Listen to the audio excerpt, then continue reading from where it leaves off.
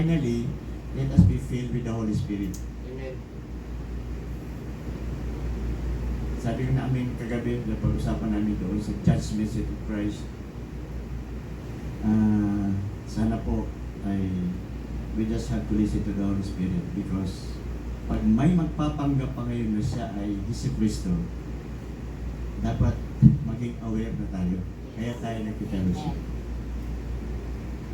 The same thing, we share that in English. Let us be careful because of the false spirits which is around your nations, my nation.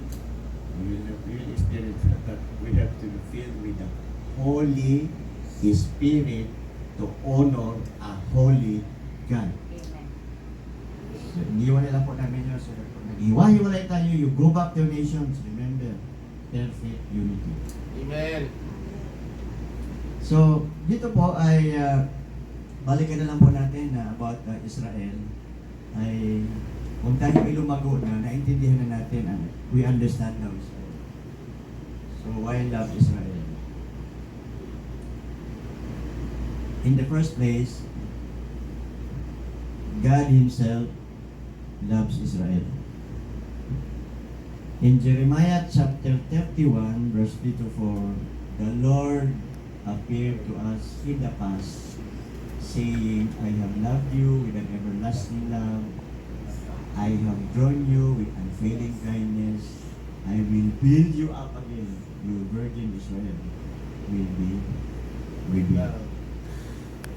So, alam naman po natin, maraming prophet, particularly Jeremiah, he spoke to the nation of Israel. Everlasting love. Hindi lang basta love. Everlasting love. So, did the nation really serve Israel? Sometimes. And other times, they failed the Lord to the point na napunta sila sa idolatry. Pero yung everlasting love ng Panginoon sa kanila, hindi naman nagbabago, hindi po nagbabago. Sige, kahit magkagulo kayo dyan, alam ko magiging disobedient kayo, but still, in order for just to reflect my everlasting love for you, sige, you just have to, I will continue the exhortation. So, meron silang ups and down, God continued Israel, nagkagulo, may away, pinalaya sila, pero the everlasting love of the Lord, of God to Israel, remains up to this time, hanggang babalik si Jesus Christ. Second po, God promised Abraham that He would make Israel as a great nation. So sabi po niya dyan, Genesis 12:1-7, refresher ito. The Lord said to Abraham, later told Abraham, go from your country, your people and your father's household to the land I will show you. I will make you into a great nation, and I will bless you. I will make your name great, and you will be a blessing. I will bless those who bless you, and whoever curses you, I will curse. And all peoples on earth will be blessed through you. They set out for the land of Canaan. They arrived there, and the Lord appeared to Abraham and said, to your offspring, I will give this land. Towards the end po ng sabi lang, doon sa World Conference, put this in mind, love what God loves. Because it means blessing. Hate what God hates. Because surely, it will bring, because it brings curse. Hindi ko diniretso yung Israel. Pinapaalam ko lang, mag-isip na tayo. Think about what we are doing, our lifestyle. If you love what God loves, the blessing follows. Let us hate what God hates because of this abuse. Case in point, Israel. So, 4,000 years passed, God promised Abraham to into a great nations. God's covenant with Abraham was final. It is everlasting to his son Isaac and his grandson Jacob, whose name was changed to Israel. So, sa Hamasa na.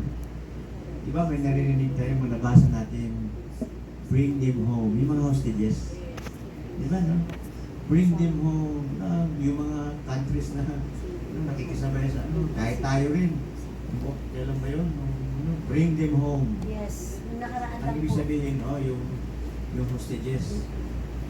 Pero alam nyo, di ba ang ibig sabihin nun? Ano? Alam niyo yung Aliyah? Oh, Yes. yes, yun kami. Hindi lang yung hostages. Because of the anti-Semitism dyan sa Europe, hindi makayanan na, sobra na. Pag naalala ito ng mga Hudyo, ang prayer niya, Lord, bring the scattered over in home. Yan ang ginagawa. Salamat sa mga nanalangin, sumasama sa Roscodes. Amen. Pilipinas ang pinakamahabang panalangin. Yay! Amen. Para Yes. maibalik na lang itong bring home.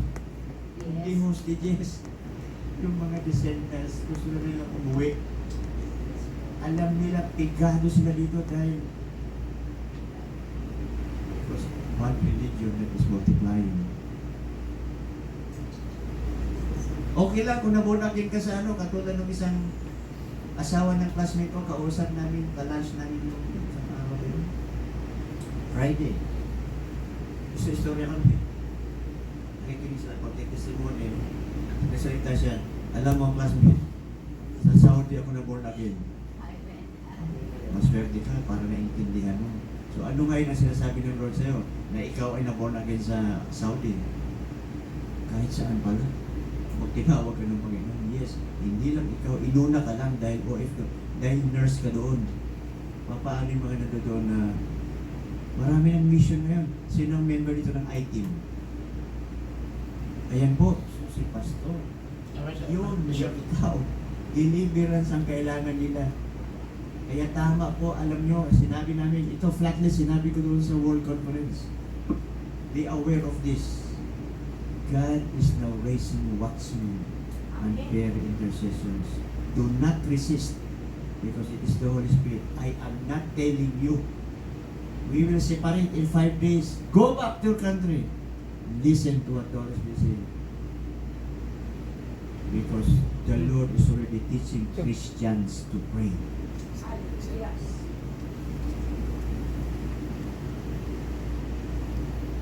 If you are a Christian today and you do not know how to intercede and pray, go back to God.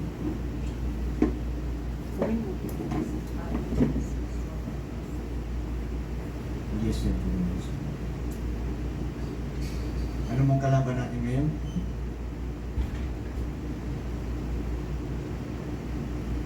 Yung bang sinasabing knowledge is power? Nag-multiply yan because of AI. Isasaksak ng mundo, ito dapat maganda ito. Malaman nyo ito. Kayo mga kabataan, kayo mga young professional, ito. Knowledge is power. In the mission of Korea, yan ang spirit na binitawan nila. Knowledge is power, is danger in the civilization of the world. Sige, mag-aral pa kayo. Wala naman problema mag-aral ka. Kasi blessing naman yan. Kaya lang, when the Spirit of the Lord is not around, lalamunin ka ng knowledge is power.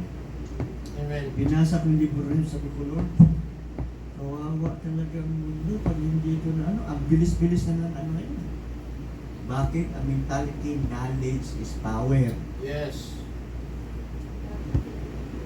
Pero if we listen to the Holy Spirit, this is the power, the Word of God. Correct. Amen. Yes. Because this is eternity. This is eternal. Yung pinag-aaralan mo hanggang kailan yan? Hanggang mag-retire ka o kami. Nag-retire kami. O tapos na. O saan ang gamit namin ngayon? Hindi na kami naka-informe, hindi na kami kilala. Sabi ko lang, Mr. Soriano kami. Basta magsalita lang kami. Hindi lang kami 30 minutes. Kaya hindi nyo kami makilala. Mabuti, nag-retire na ako, hindi na ako mag-informe. Because we want the name of Jesus Christ to be Amen. increased in the heart. Yes. Hallelujah. Hindi ko na sinasabing dating military yan si ano, sila dyan sa Abedra, yun.